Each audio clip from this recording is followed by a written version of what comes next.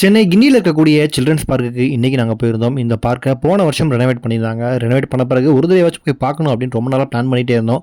சரி நம்ம பாப்பா நல்லா நடக்க ஆரம்பிச்ச பிறகு போகலாம் அப்படின்னு பிளான் பண்ணிட்டு, இந்த வீக் நாங்க பார்க்குக்கு போனோம். எப்பவும் போல பார்க்கிங்க்கு ரூ. 20 நாங்க டோக்கன் குடுத்து வாங்கிட்டு, பெரியவங்களுக்கு என்ட்ரன்ஸ் டிக்கெட் ரூ. 60 போட்டிருந்தாங்க.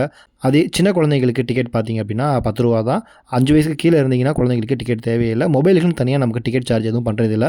ஆனா நீங்க டிஎஸ்எல்ஆர் அந்த மாரி பெரிய கேமரா ஏதாச்சும் எடுத்துட்டு போனீங்க அப்படின்னா, அதுக்கு தனியா நீங்க ரூ. 200 குடுத்து தான் உள்ளுக்கு போகணும். ஸோ நம்ம உள்ளுக்க போய் பார்த்தோம் அப்படின்னா, ஏற்கனவே நம்ம பார்த்த மாரி அங்க மான் வகைகள், காட்டு ஆடுகள், முதலைகள், குரங்கு வகைகள், அதே மாரி பறவைகள நீங்க எடுத்துக்கிட்டீங்கன்னா, கிளிகள், மயில்கள், ஆஸ்ட்ரிச், ஈமுக்கோழி, அப்புறம் நெறைய கொக்கு, நாரை வகைகள் இந்த மாரி நெறைய பறவைகள நம்ம பார்க்க முடிஞ்சது. புதுசா அங்க ஐ லவ் கிண்டி அப்படின்ற ஒரு செல்ஃபி பாயிண்ட் அறிமுகப்படுத்தியிருக்காங்க. அதே மாரி நாங்க லே அவுட்ல பார்க்கும்போது யானை ஃபோட்டோ போட்டிருந்தாங்க. அப்பாடா! கிண்டி பார்க்குக்கு யானை வந்துருச்சா அப்படின்னு நாங்களும் சந்தோஷத்தோட தேடி அந்த இடத்துக்கு போனா, அங்க வெறும் சிலை மட்டும் தான் இருந்தது.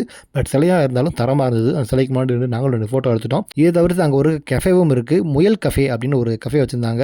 ஐய்யய்யோ! முயல் கஃபேன்னு போட்டிருக்காங்களே, வெறும் கேரட் மட்டும் தான் இருக்குமோ அப்படின்னு நெனச்சா, உள்ளுக்க நம்ம பேக்கரியில இருக்க மாரியான எல்லா ஐட்டங்களுமே இருக்கு. அங்க நாங்க வாங்கி சாப்பிட்டோம்.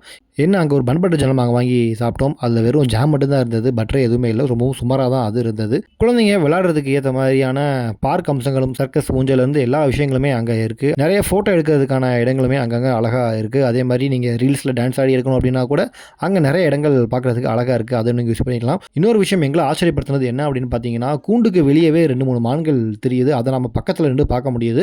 அதுக்கு நீங்க மான போய் தொட்டுறாதீங்க. ஃபைன் போட்டுருவாங்க. இந்த பார்க் முழுக்கவே உங்களுக்கு சிசிடிவி கேமரா வச்சிருக்காங்க. அதனால பொது இடத்துல எல்லாருமே நாகரீகத்தோட நடந்துக்கோங்க.